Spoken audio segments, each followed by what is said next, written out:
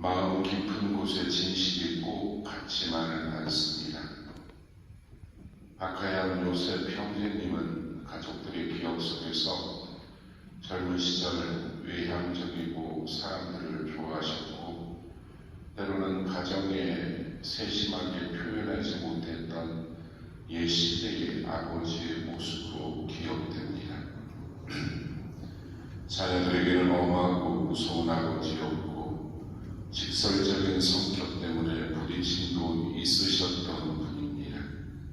그래서 자녀들의 마음 한편에는 아버지는 왜 그렇게 표현이 서투르셨을까? 왜 조금 더 따뜻하게 다가와 주지 못하셨을까 하는 아쉬움도 많이 남아있을 것입니다. 그런데 한 사람의 인생을 마지막으로 바라보며 조금 더 깊이 이해하게 됩니다. 아버지라는 이름으로 살아간다는 것은 언제나 서툴지만 자기의 방식대로 가족을 짊어지는 일이기도 합니다. 사랑이 없어서 표현하지 못한 것이 아니라 사랑하는 법을 잘 몰라서 말이 거칠고 얼굴이 무뚝뚝했던 경우가 많았을 것입니다. 마음이 없어서 침묵한 것이 아니라 오히려 마음이 너무 깊어 말을 못하는 경우도 있었을 것입니다. 어쩌면 자녀들이 기억하는 그 엄한 아버지의 모습 뒤에는 가정을 책임져야 하는 삶의 무게, 아버지로서 무너지면 안 된다는 쓸쓸함과 외로움, 그리고 가족 앞에서는 약한 모습을 보일 수 없었던 한 남자의 외로움과 고독이 숨어 있었을지도 모릅니다. 아버지의 사랑들 말로 다가오지 않습니다. 때로는 침묵으로, 때로는 책임으로, 때로는 거친 말투 뒤에 숨은 염려로, 때로는 끝까지 버티며 살아온 삶의 자체로 드러나기도 합니다. 자녀들은 아버지에게서 상처도 받을 수 있습니다. 그러나 오늘 하느님 앞에서 다시 아버지를 바라보면 그 상처만이 전부가 아니었다는 것을 알게 될 것입니다. 무섭고 엄했지만 든든했던 아버지, 서툴렀지만 자기 방식으로 가족을 지켜온 아버지, 표현을 잘하지는 못하였지만 삶의 무게를 짊어진 아버지였습니다. 그러나 이런 부인에게도 분명한 은총의 시간은 있었습니다. 중앙성당에서 하느님의 자녀로 새로 태어나신 뒤 그분의 삶은 분명히 달라졌습니다. 본인 성사를 받고 세례를 받은 이후 신앙 안에서 새로운 삶을 걸어갔습니다. 겸손하게 교리도 배우고 미사를 소홀히 하지 않으며 하느님 앞에 자신을 낮추는 삶으로 변화되었습니다. 이 변화는 결코 작은 일이 아닙니다. 사람은 나이가 들수록 바뀌기가 어렵습니다. 자기 고집, 자기 습관, 자기 방식이 굳어지기 때문입니다. 그런데 우리는 하느님 앞에서 마음을 열었습니다. 이것은 이미 하느님께서 그분 안에서 일하셨다는 표지입니다. 세례는 한 사람이 옛 삶에서 새 삶으로 넘어가는 신앙의 신비입니다. 하느님께서 그를 당신 자녀로 받아들이셨던 구원의 사건입니다. 그러니 우리는 오늘 이렇게 믿을 수 있는 것입니다. 박하양 형제님은 단지 병으로 지쳐 쓰러진 것이 아니라 하느님 안에서 새롭게 빚어진 길을 걸어오신 것입니다. 또한 우리는 고인의 투병과 마지막 시간을 통해서 그분의 신앙의 진실함을 바라보게 됩니다. 6년 전 혈액암이 발병했고 치료에 전념하며 완치 판정을 받았지만 그 뒤로 몸은 급격히 쇠약해졌고 신장의 기능도 약화되었습니다. 육신은 점점 약해졌지만 그 시간 안에서 고인은 원망보다 기도를 택했고 낙심보다 감사를 택했습니다. 이것은 쉬운 일이 아닙니다. 아픈 사람은 쉽게 연민해질 수 있고 긴 투병은 사람을 지치게 하며 죽음의 그림자가 가까워질수록 두려움이 커지기 마련이기 때문입니다. 그런데 고인은 병상에서도 기도로 하루를 채우며 끝까지 하나님께 감사하는 삶을 사셨습니다. 병을 완전히 이겨냈다는 뜻이 아니라 고통 속에서도 하나님을 놓지 않았다는 의미입니다. 몸은 약해졌지만 영혼은 하나님께 더 가까이 가셨다는 뜻입니다. 평소 마음에 품고 사셨다는 말씀, 의인들의 영혼은 하나님의 손 안에 있고 어떠한 고통도 겪지 않을 것이다. 고인은 이 약속을 마음속에 붙들면서 사셨고 이제 그 말씀 안에서 참된 평화, 영원한 안식을 얻으리라 믿습니다. 그리고 오늘 우리는 이 아버지의 곁을 지켜온 가족의 사랑도 기억해야 합니다. 특별히 배우자 갈멜 자매님의 사랑과 헌신은 고인의 신앙의 여정에서 매우 큰 힘이 되었습니다. 함께 교리를 배우고 함께 미사에 참여하고 투병의 긴 시간을 곁에 지키며 끝까지 함께 있다는 것은 참으로 고귀한 사랑입니다. 자녀들 역시 각자의 방식으로 아버지를 마음에 품고 이 자리에 앉아 있습니다. 혹시 더 잘하지 못한 미안함이 있을 수 있고 더 따뜻하게 말하지 못한 후회가 있을 수도 있습니다. 하지만 장례미사항에서 우리가 꼭 기억해야 할 것은 완벽한 가족이었느냐가 아니라 사랑하려고 애쓴 가족이었다는 사실을 마음에 담아야 할 것입니다. 하나님께서는 우리의 부족함보다 사랑하려 했던 그 마음을 보십니다. 오늘 제1독서에서 우리는 이런 말씀을 들었습니다. 보라, 이제 하나님의 거처는 사람들 가운데 있다. 하나님께서는 그들의 눈에서 모든 눈물을 닦아주실 것이다.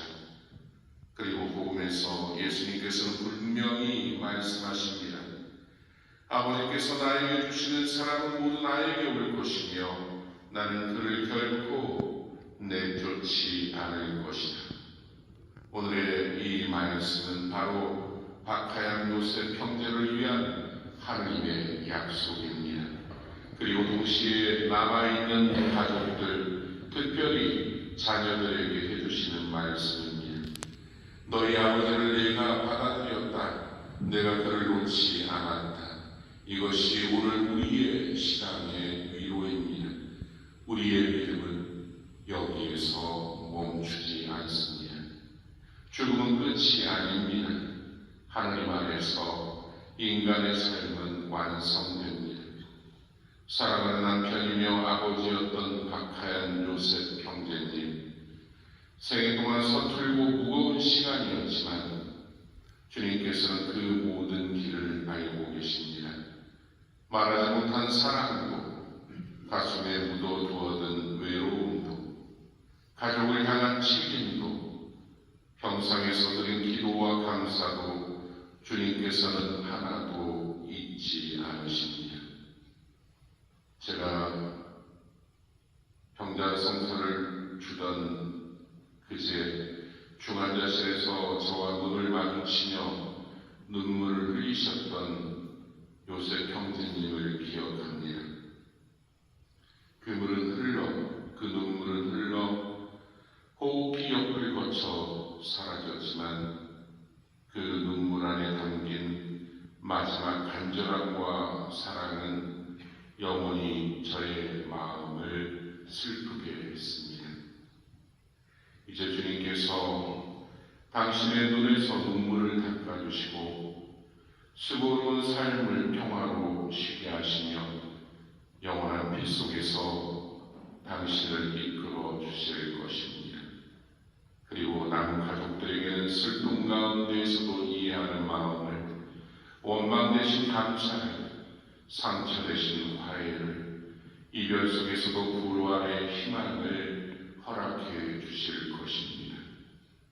당신을 오늘 보내는 오늘 사랑하는 아내와 자녀들의 마음에 이런 고백이 남기를 바랍니다. 여보, 아버지, 이제야 조금 더 이해할 수 있습니다. 말이 많지 않았지만 사랑하셨다는 것을, 강한 줄을 알았는데 왜 놓으셨다는 것을, 우리의 곁에 계셨던 그 삶 자체가 사랑이었다는 것을 영원히 기억하겠습니다. 주님, 요셉에게 영원한 안식을 주소서.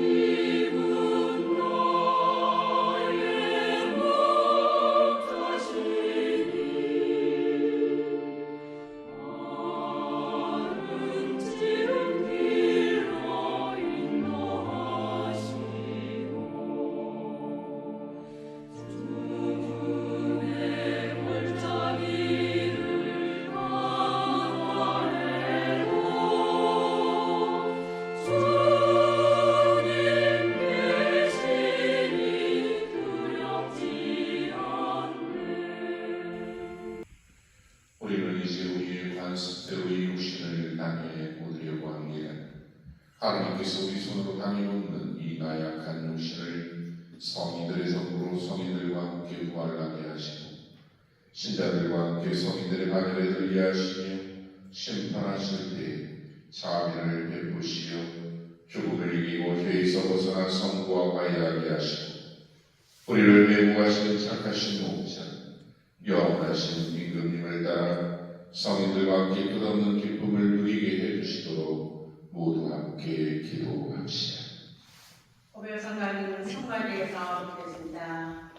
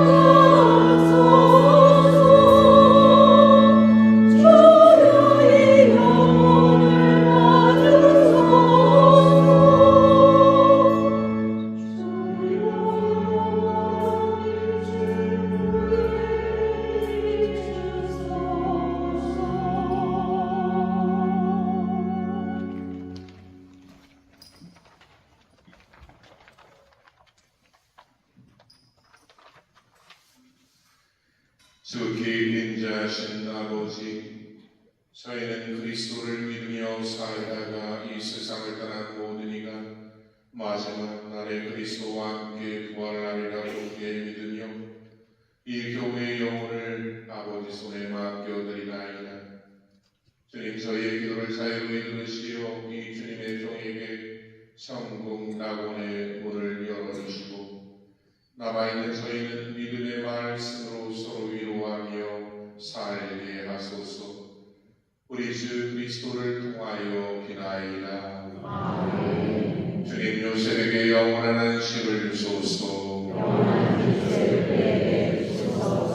요셉과 세상을 떠난 모든 이가 하느님의 자비로 평화의 안식을 얻게 하소서. 주님을 찬미합시다. 아침성가 590번입니다.